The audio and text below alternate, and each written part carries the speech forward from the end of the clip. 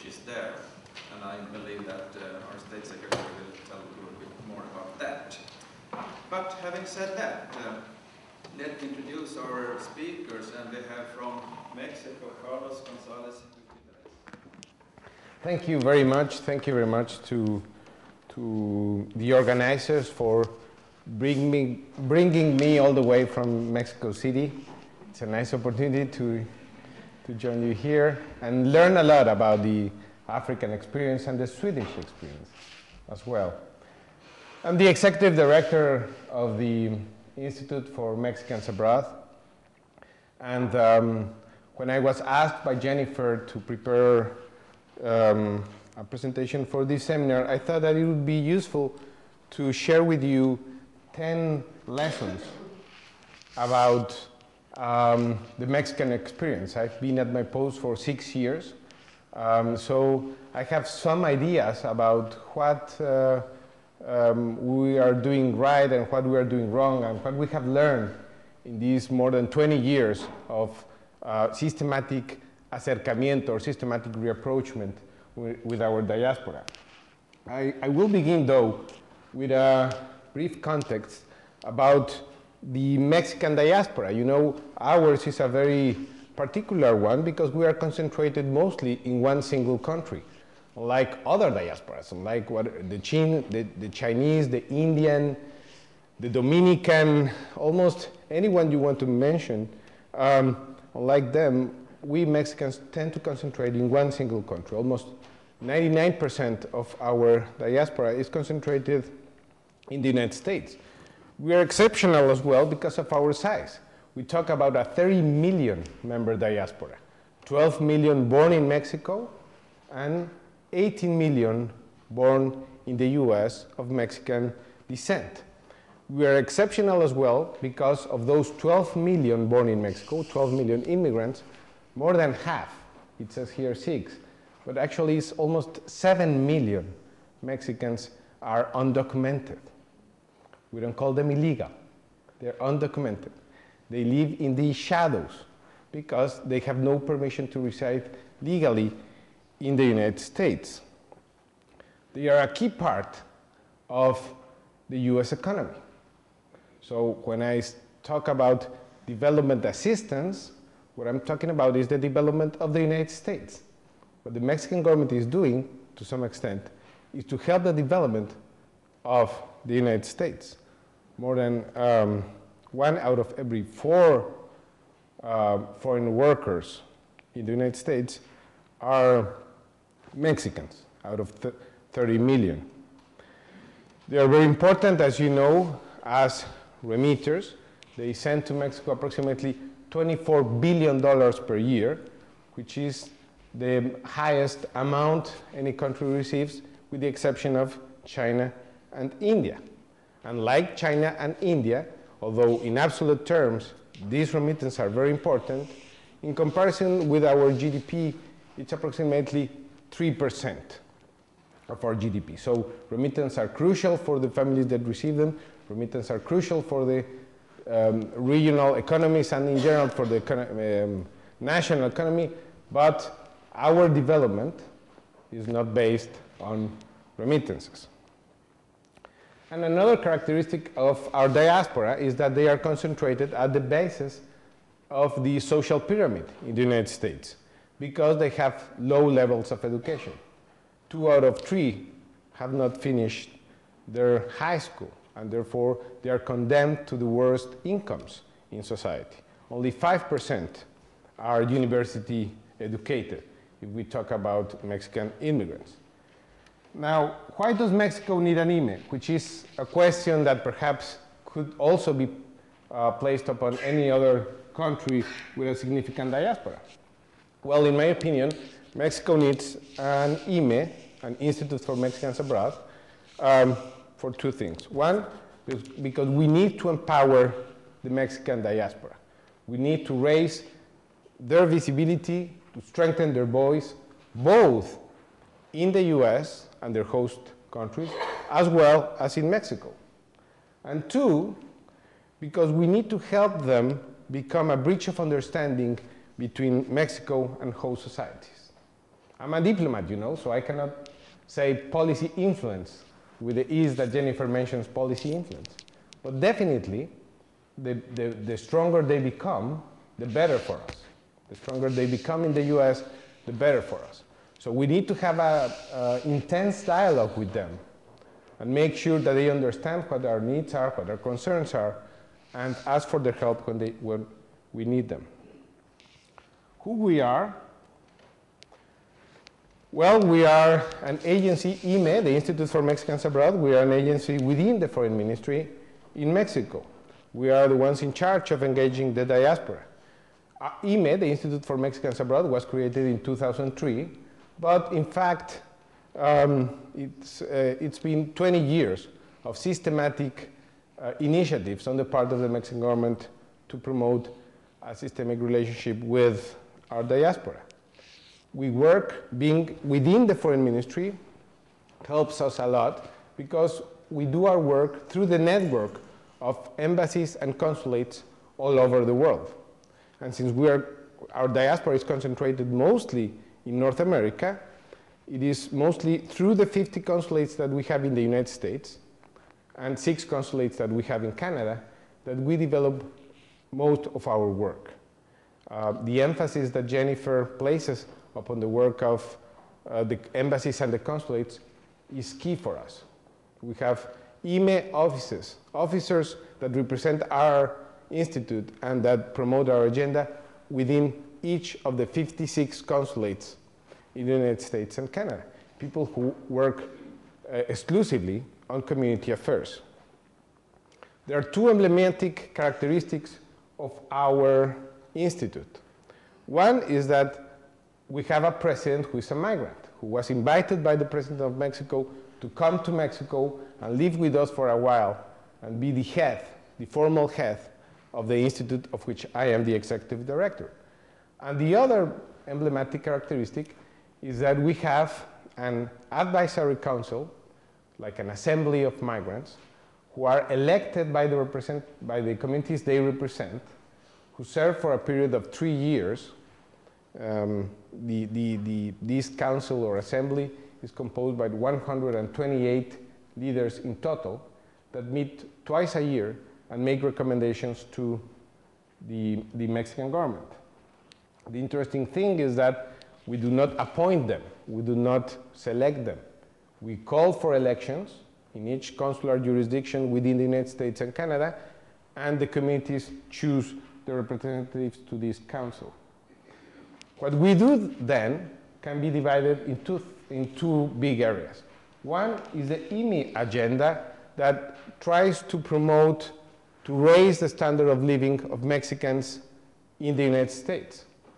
I have no time to describe this in detail, but suffice to say that we provide scholarships, we have a talent network programs, we donate books, we send teachers, we promote the 3x1 or 3-for-1 program in terms of investment in local communities, etc., etc., etc.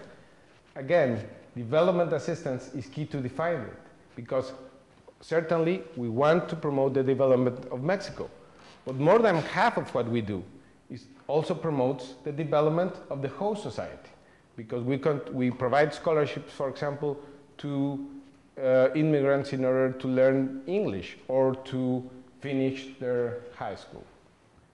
That's the first half of what we do. The other half is that we promote, how do you call it, diaspora networking. No?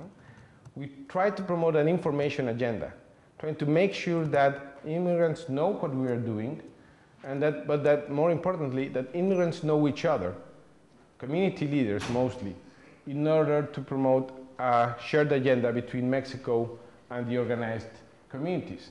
We have the Advisory Council apparatus. This assembly of migrants meet twice a year. It's been 3 generations of consejeros, members of this council, so far.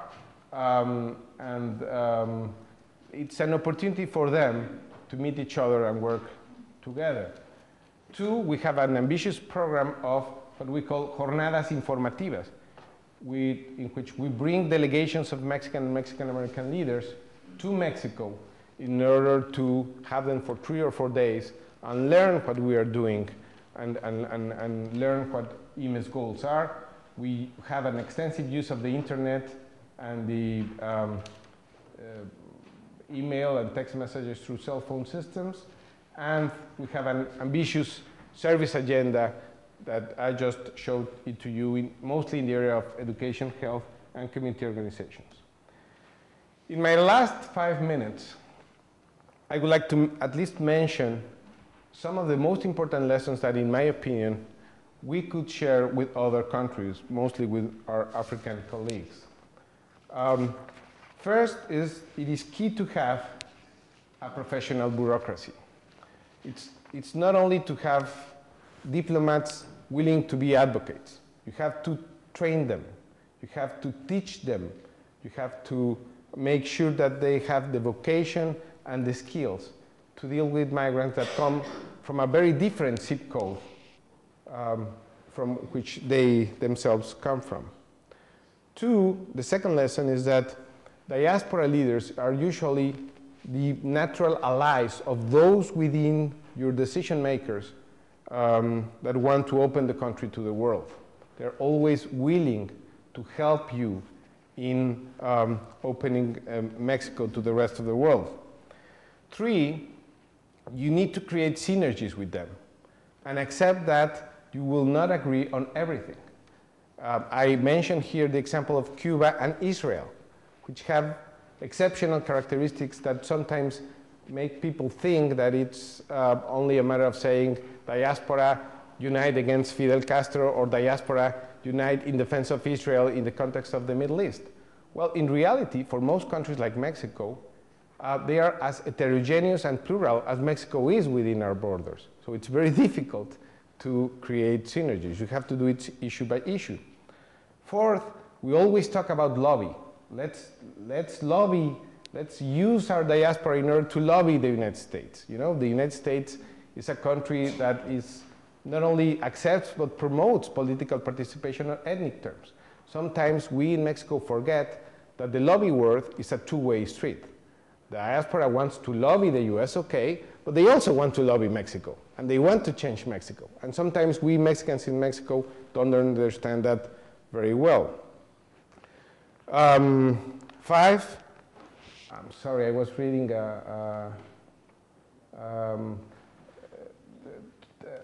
different one.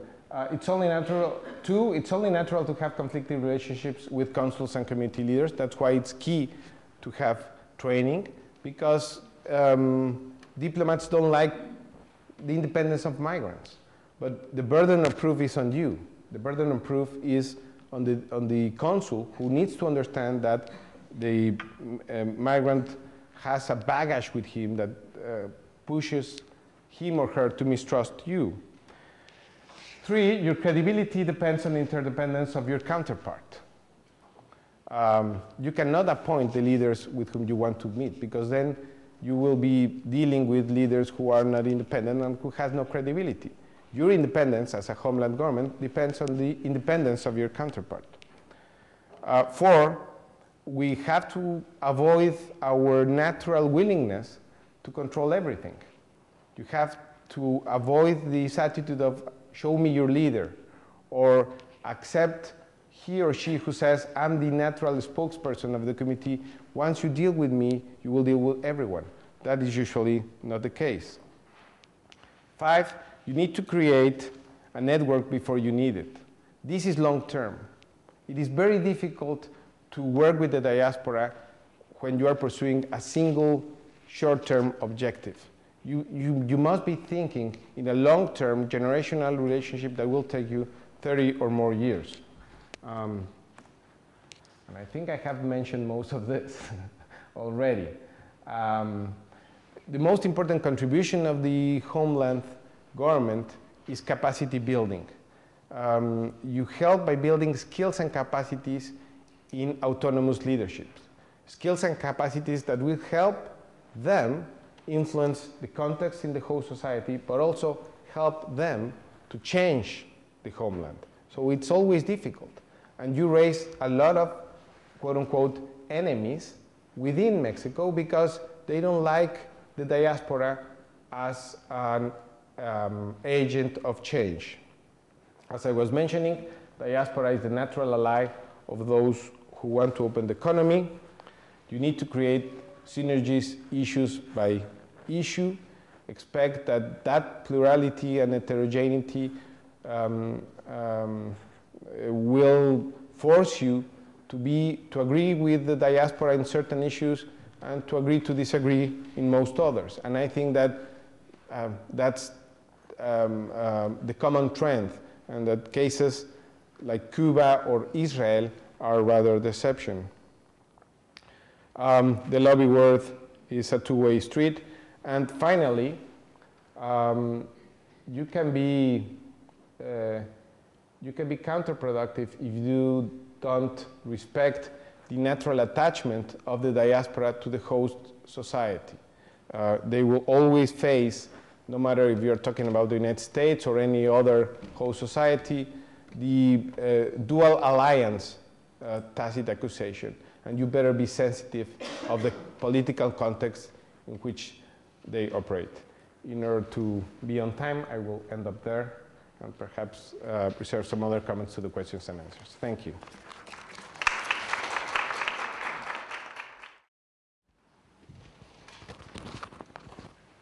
Okay.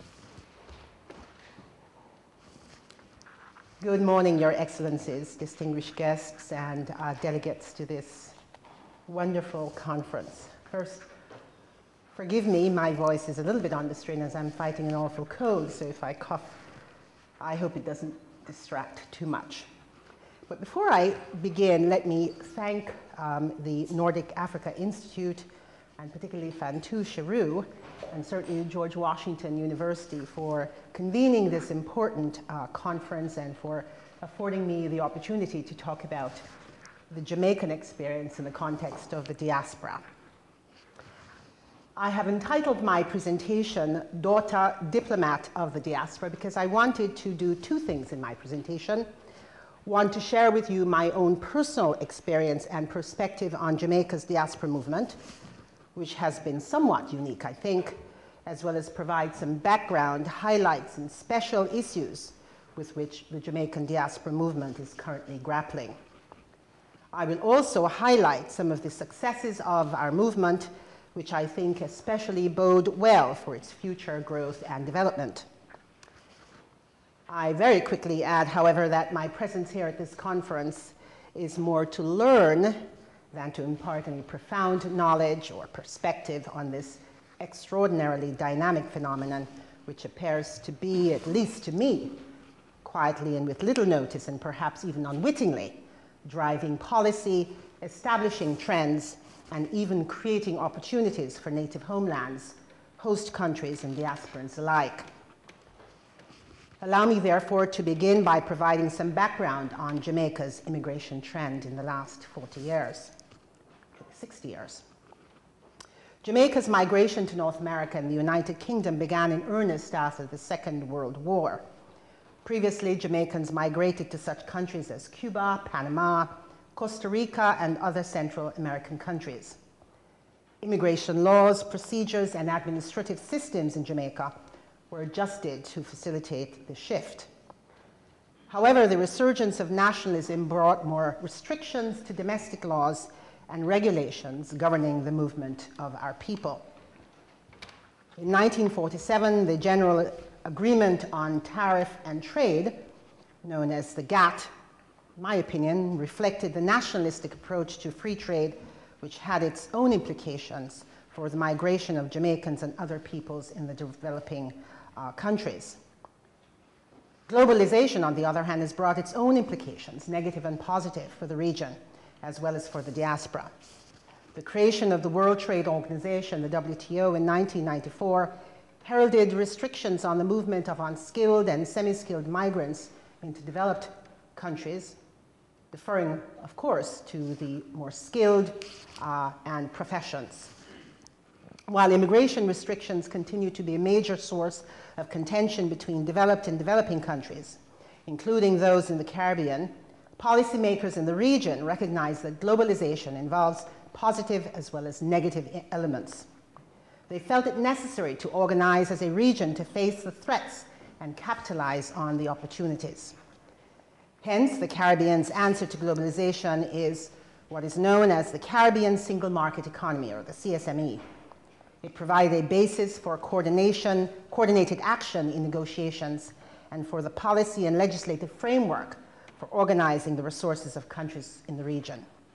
Aspects of the CSME provided for the free movement of nationals within CARICOM, or the Caribbean Community, on a phased basis.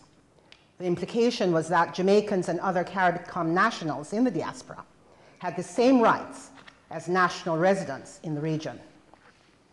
CSME, therefore, in its provision for free movement of people and the right of establishment, pointed the way for a progressive and enlightened response to the immigration question in this age of globalization.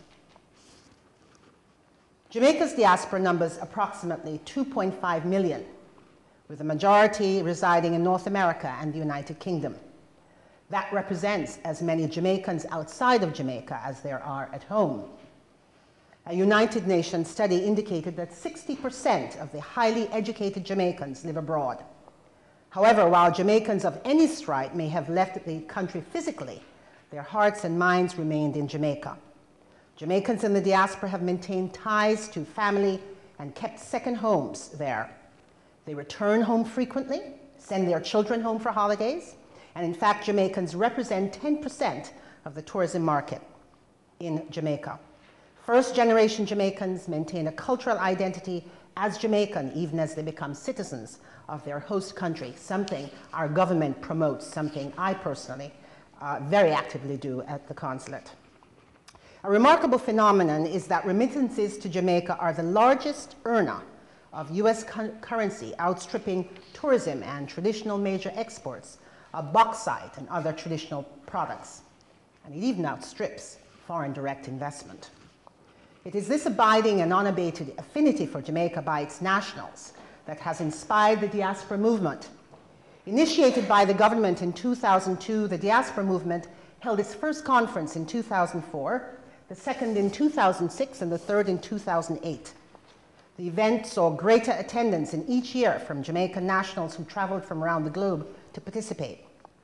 The thrust of the government's policy towards the diaspora was to maximize the participation of all Jamaicans overseas who were desirous of contributing to the country's national development.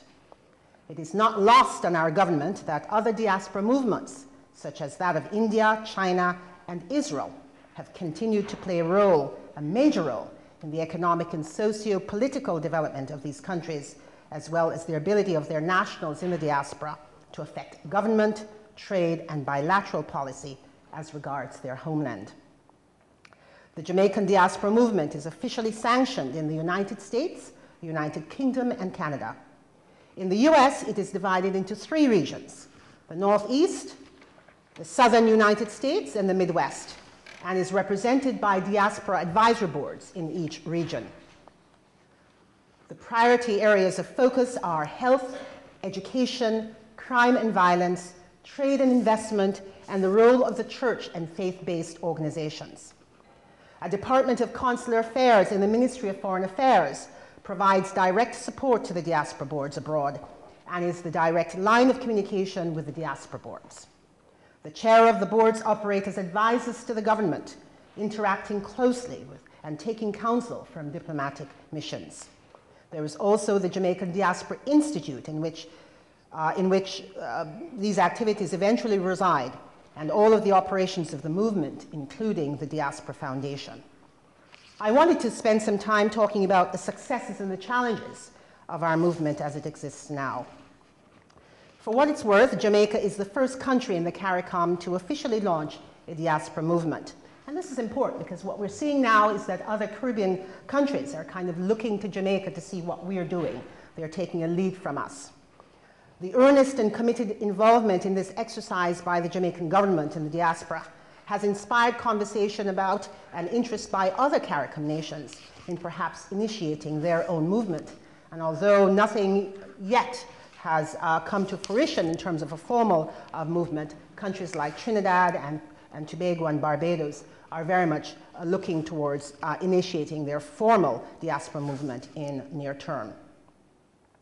I believe it's an important step for CARICOM nations in realizing the next horizon of opportunities under the CARICOM small market economy of which I spoke earlier.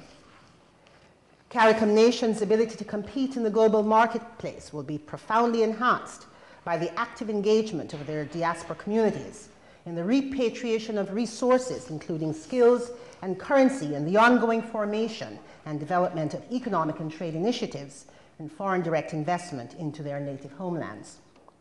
Another highlight of Jamaica's diaspora movement is the level at which the commitment by diasporans to the work of the movement continues unabated. Jamaican expatriates, in my opinion, have been waiting for this type of structure to find a way to formally and systematically give back to their home country. They yearn for the opportunities to do a variety of things, and we're a highly opinionated people with strong views about how Jamaica is to be run politically, socially, and how best to grow its economy. The fact that we are thousands of miles away has never been a reason to keep our distance from the inner workings of Jamaican society.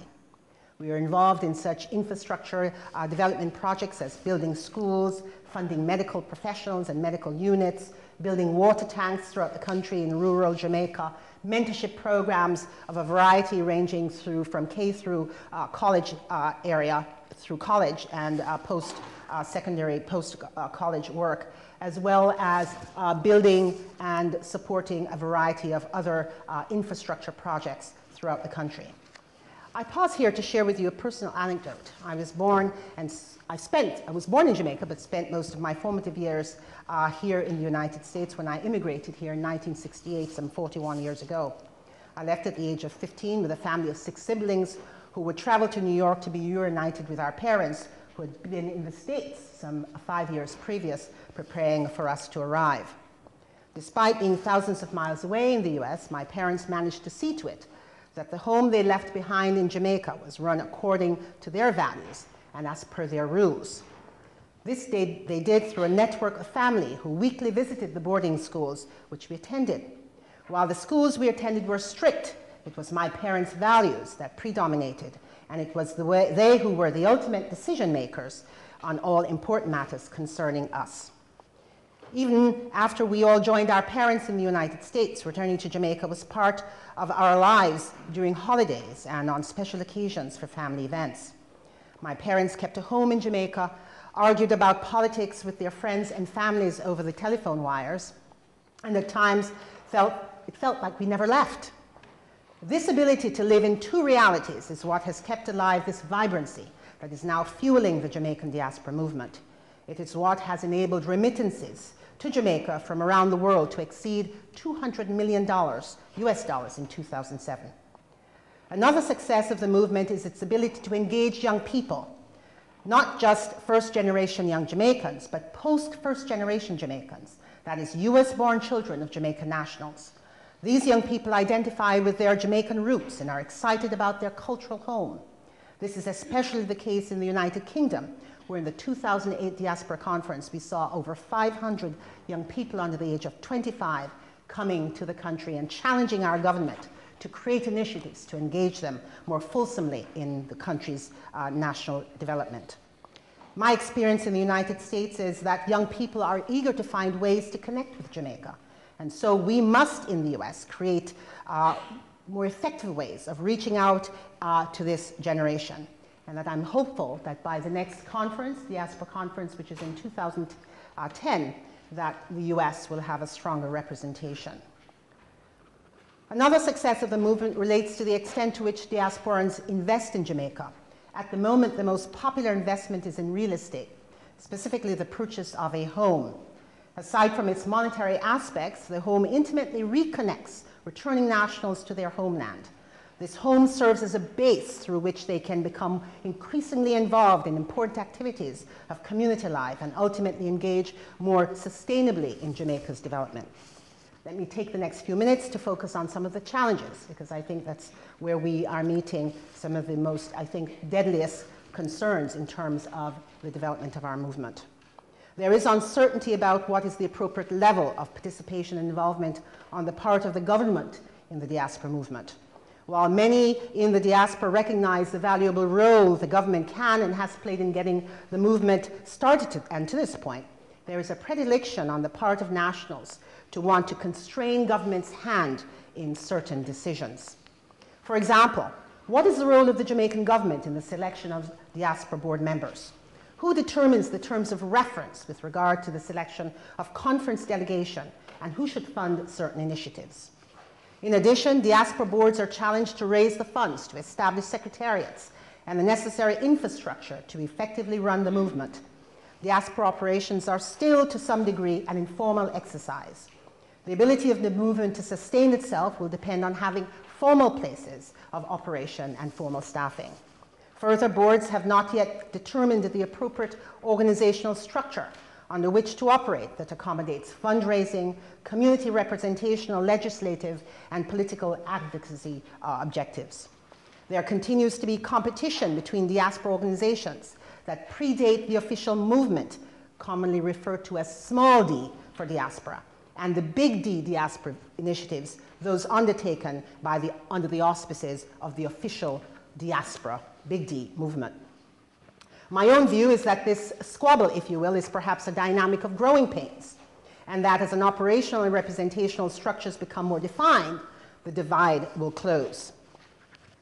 The role of the consulate. In March of 2008, I went from being a member of the diaspora to a diplomat. I was appointed Consul General with responsibility for the largest Jamaican mission overseas. My experience as an active member of the diaspora, founder of the Caribbean American Chamber of Commerce, and founder and vice president of the largest Jamaican diaspora organization in North America, served me well to understand the perspective of the leadership of the diaspora movement and the challenges being faced by the movement at the present time. I understand the emotion, the passion that drives the effort made by the diaspora to maintain the cultural connection and the sacrifices behind the investment of time and money into initiatives to benefit Jamaica. This is real to me, more real than it might otherwise be for a diplomat who enjoys all sorts of privileges and living in the United States without the background of having lived there, having struggled to pull a family and a life. I have no choice but to be shaped by this experience, and I've called on this experience in helping define my role as Consul General in Jamaica's diaspora movement. While there are pros and cons to both points of view on the role of government in the movement, I as Consul General have sought to focus less on the precise role of the government and more on the value added that the consulate can bring to the movement. I use my office to enable access to decision makers, institutions, information, and to foster strategic relationships that could potentially benefit and open up opportunities for the diaspora movement. In this regard, I've taken the position that the process of maturation of the movement, the stage in which we are now, is an opportunity to explore ideas and bring about new paradigms, all with a view of stimulating critical thinking as to how to advance the objectives of the movement and empower its leadership in the process. I believe more can and should be done by research groups, world funding organizations, and institutes such as that which have convened this important meeting to mitigate the isolation and the growing pains that diaspora movements experience in the early stages of its development. To wit, I've created a series entitled From Immigrant Community to Diaspora Movement, which is a series of conversations to inspire critical thinking. Jamaica community leaders are invited to hear from representatives from and leaders in other diaspora movements and their associated governments. All the conversations are followed by a robust question and answer period that I find myself at wit's end to conclude. To date, we've heard from Ireland, the Indians, as well as George Washington University on findings from its research on global diaspora trends.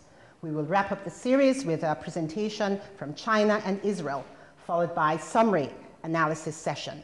The series is facilitated by one of our own, a well-known professor of political science. Another area I focused on in the development is what's called essential infrastructure component for any successful movement, and that is the database development. One of the challenges facing the movement is the ability of the government and the diaspora boards to systematically and efficiently communicate with the community on a national and global basis. I'm aware that I'm going over time, but let me go quickly to my conclusion. That database will be launched in its first phase with an activities calendar and a database of community organizations, of which there are about 300 in the United States. I conclude by making the point that the diaspora movement is as much about Jamaica's future as it is about the future of the diaspora community itself. In this age of globalization, and even as migration trends indicate that 1 of 10 persons living in the developed country, is a migrant, all of us are challenged as to how to compete and succeed in an increasingly competitive global marketplace. The diaspora movement, whether among Jamaicans or the Chinese, offers fresh opportunities to think anew about our cultural identities and affinities and how we can turn these connections and proclivities into social, economic, and even political currency for the development of mutually productive bilateral and global relationships. Thank you.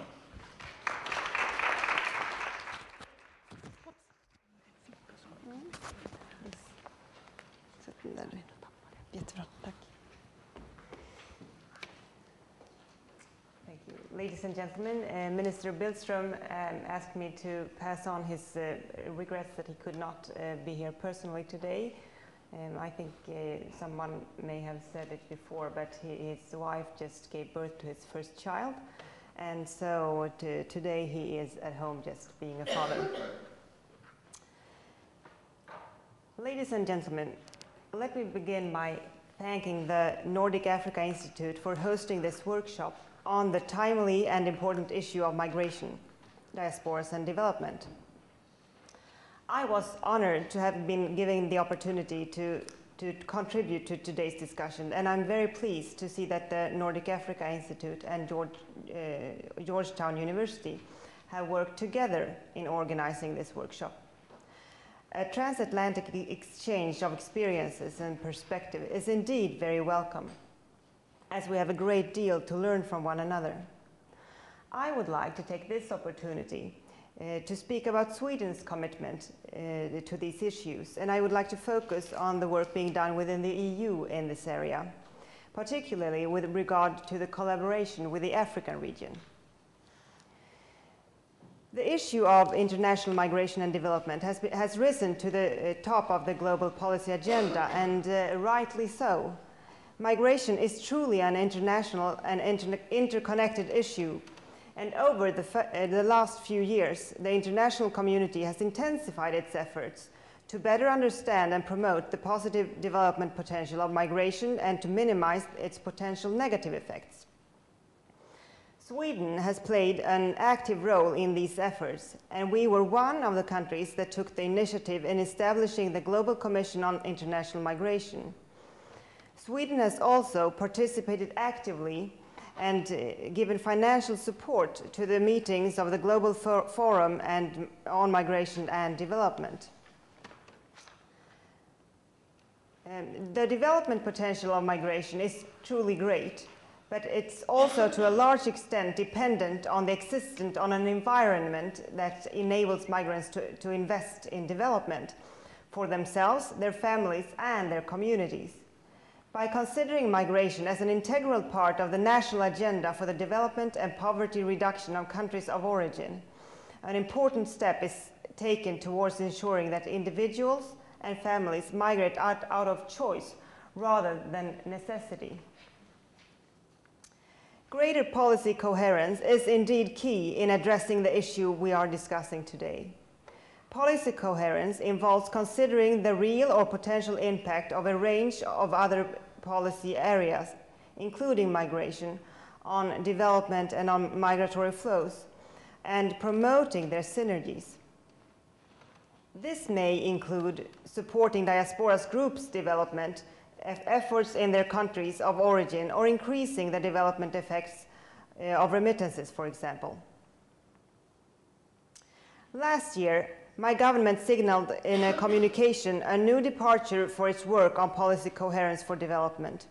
In this communication, migration is identified as one of 6 global challenges which must be addressed to achieve the goal of equitable and sustainable global development, and concrete ways are identified to strengthen Sweden's contribution to this goal. The entire government shares the ownership and the responsibility for implementing this policy. If the development benefits of international migration are to be maximized and the negative consequences minimized, coherent policy decisions, approaches, and actions are crucial. All stakeholders stand to gain from well-managed migration, countries of origin, destination, as well as the migrants themselves. The migration and development nexus is one of the most important areas of cooperation between Europe and Africa in order to reap the benefits of an increasingly globalized world. The EU has intensified its cooperation with Africa in the past few years in order to explore and develop new and innovative ways to maximize the positive effects of migration for the benefits of both African and European states and for the individual migrants and their families. This cooperation has contributed to bringing the two regions closer together politically, economically, and culturally. An important stepping stone was the EU-Africa Summit in Lisbon in 2007, establishing the EU-Africa Strategic Partnership. Countries of destination, in particular those in Europe, need to acknowledge the existing short-term and long-term needs for labor immigration in order to meet the current and future demands of the labor markets and economies. A key challenge for governments is therefore to create expanded opportunities for legal migration by developing flexible legislation through which the needs for the labor markets can be met and through which migrants can realize their potential. The EU has taken important steps towards opening up the European labor market to third country nationals in the last few years, as well as towards mainstreaming the status and social rights of migrants in different member states. In Sweden, just over 3 months ago, in December last year, new rules for labor migration to Sweden entered into force. Through this reform, Sweden has created what we believe is one of the most flexible and efficient systems for labor migration in the world today. It's entirely demand-driven, and it welcomes labor migrants of all skill levels. Our reform is designed to create a more efficient and flexible system which will make it easier for people to come to Sweden to work and for Swedish companies to recruit labor from outside Europe. In contrast to many of the EU member states, Sweden has adopted a non-sectoral and general approach to labor migration, meaning that we do not have particular schemes, bilateral agreements, or quotas targeting particular groups of migrants. Even as we face economic crisis, global migration should not be viewed as part of the problem, but rather as part of the solution. The reversal of international migration and remittance flows that we are currently witnessing will undoubtedly have serious consequences for many countries. But this should not divert our attention from the importance of cooperating on migration and development issues. On the contrary, as the Honorable Secretary General and the United Nations, Ban Ki-moon, stated at the second meeting of the Global Forum in Manila this past October, he said that migration can and should be a tool to help us lift out of this economic crisis. Human mobility makes our economies more efficient, even when they're not growing, and by making sure that the right skills can reach the right places at the right time. Indeed, there are labor shortages in some sectors of the labor market that cannot be filled by people living in Sweden or other EU citizens. We must also recognize that our population is aging as a whole and that fewer and fewer people of working age will have to support an increasing percentage of the population in the years to come. This may threaten economic growth and the sustainability of our welfare system in the long term. Of course, we acknowledge that labor migration is only one of several instruments needed to prevent labor shortages in the short and long term. But this is certainly an important complement to measures which involve the labor already in the country. Ladies and gentlemen, when discussing issues related to migration and its development effects, we must also be aware of the fact that migration patterns have changed. There is evidence that shows that the old paradigm of migration for permanent resettlement is increasingly giving way to more temporary and circular migration. The development potential of circular migration can be substantial given the right conditions. As global mobility increases as a natural consequence of globalization and economic interdependence, the creation of flexible legislation for migrants' residence permits is necessary in order to facilitate temporary returns to countries of origin.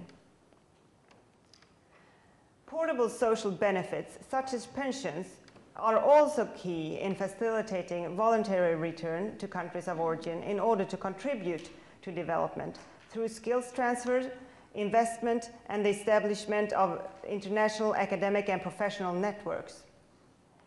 Countries of origin, on the other hand, must take seriously the responsibility of the development of banking and microfinance systems and investment possibilities for remittances, as well as their commitment to pursuing pro-poor economic growth policies, democratic governments, and the respect for human rights. All of these measures can contribute to making a return a viable option for migrants.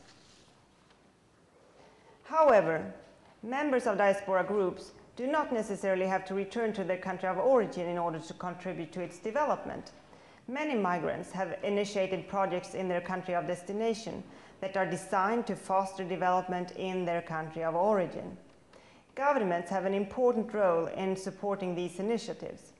For example, the government of Sweden supports pilot projects by the Swedish Fund of International Cooperation with Developing Countries, in short, Swedfund, that aim to promote investments in developing countries. The projects are initiated by Swedish entrepreneurs with immigrant backgrounds. Let me conclude by saying a few words about the Swedish presidency of the EU during the fall of 2009. We will continue to prioritize the issue of migration and development. We will also ensure that the forms of cooperation that have developed between the EU and Africa will remain high on the political agenda. These include the Rabat process, as well as migration, mobility and employment partnership agreed to at the EU-African Summit in Lisbon in December 2007, and which incorporates the Tripoli process. Only through genuine dialogue, cooperation and partnership with third countries, and in particular African states, will the EU be able to build a solid foundation to harness the positive effects that migration can have on development. Thank you very much. And I do apologize also. I think I may have to leave before our discussion is over. I'm trying to be two persons today, which creates a tight schedule, but thank you.